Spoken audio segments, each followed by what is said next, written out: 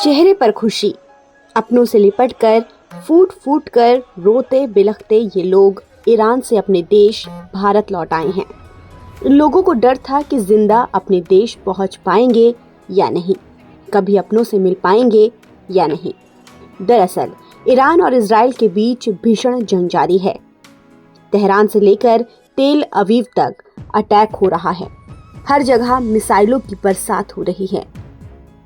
Israel ने missile attack कर Iran को धुआं धुआं कर दिया है, तो वहीं ईरान की तरफ से भी इजराइल को तगड़ा जवाब दिया जा रहा है। युद्ध की वजह से हजारों लाखों जिंदगियां खतरे में हैं। इस मुश्किल भरे हालात में भारतीय भी नहीं बच पाए जो ईरान में हैं। इजरायली बमबारी के बीच ईरान में कई भारतीय फंसे हैं, जिन्हें भारत सेफली निकालने की कोशिश में जुटा हुआ है। ऐसे में ईरान ने जंग के बीच भारत के लिए एक बड़ा रिस्क लिया, जिससे 290 भारतीय जिंदगियां बचा ली गई। जी हां, ईरान के मशहद से 290 भारतीयों को लेकर एक विमान शुक्रवार देर रात दिल्ली एयरपोर्ट पहुंचा, जिनमें सबसे ज्यादा स्टूडेंट्स हैं। इस दौरान ईरान से लौटे भारतीयों ने क्या कुछ बताया, सुनिए। कैसा महसूस कर रही हैं? सर बहुत अच्छा महसूस हो रहा है। मोदी जी का बहुत बहुत शुक्रिया कि इतनी फैसिलिटीज दिए कि होटल, खाना पीना और किसी चीज़ की तकलीफ नहीं हुई हम लोगों को। बहुत ही इज्जत आबरू से अपने वतन आ गए, पहुंच गए। हो गए के समय और कैसी स्थिति वहाँ आपने देखी? अरे यही लग रहा था कि वतन पहुंच पाएंगे कि नहीं।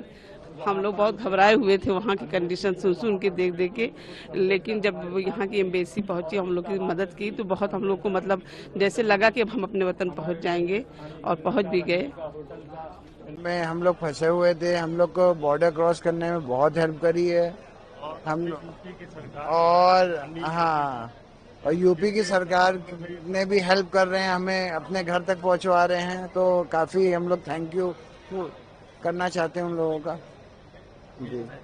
तो सर मंजर मसूद। आप कहाँ से आ रहे हैं? मैं ईरान से आ रहा हूँ। और वहाँ के हालात कैसे हैं? ईरान के हालात तो बहुत ख़राब है, लेकिन पता नहीं चल पा रहा है। जंग चल रही है और भारतीयों को निकाला जा रहा है वहाँ से। ईरान अच्छा है, सब अच्छा था। इंडियन गवर्नमेंट ने हमारी बहुत हेल्प की। एम्बेसी वालों हमेशा अवेलेबल थे वहाँ पे, इंडियन एम्बेसी के मेंबर्स अवेलेबल थे। उन्होंने जल्दी से जल्दी हमें इवैक्यूएट कराया। और तेहरान में, स्पेशली मैं तेहरान में थी, तो तेहरान में ज़्यादा स्ट्राइक्स थे एंड रूफ टॉप से सब विजिबल था। तो हमें तेहरान से दूसरे स्टेट में कुंभ में ले गए, एंड कुंभ से मशहद, एंड मशहद से फाइनली आज इंडिया हमारी फ्लाइट थी। और अपने मुल्क के लिए और ईश्वर से जो है दुआ करते हैं कि हमारे मुल्क को कामयाबी अता करे।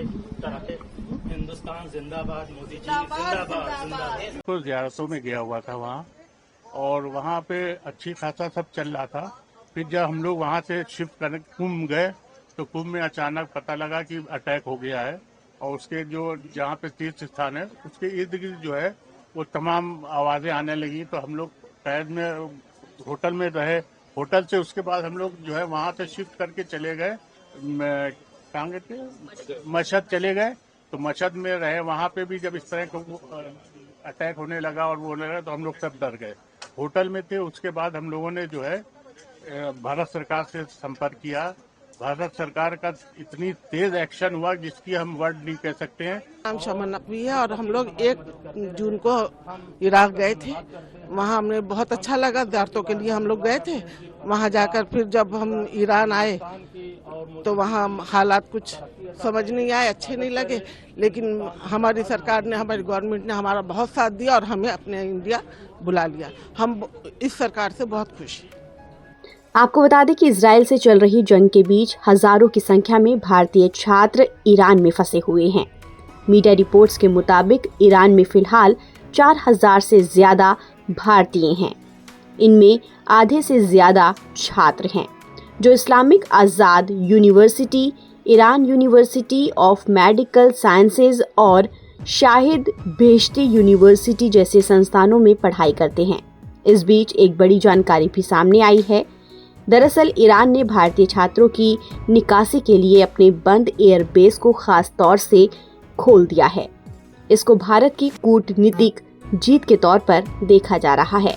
आपको बता दें कि युद्ध प्रभावित इस देश में फंसे भारतीय छात्रों की आपातकालीन निकासी के लिए ये कदम बड़ा अहम माना जा रहा है। ईरान के फैसले से कम 1000 छात्र आज भारत पहुंचेंगे। भारत ने ईरान से भारतीय नागरिकों को निकालने के लिए ऑपरेशन सिंधु शुरू किया है। इसके तहत युद्धग्रस्त देश में फंसे भारतीयों को निकालने की कोशिश जारी है। ताज़ा अपडेट के लिए आप बने रहिए NBT ऑनलाइन के साथ।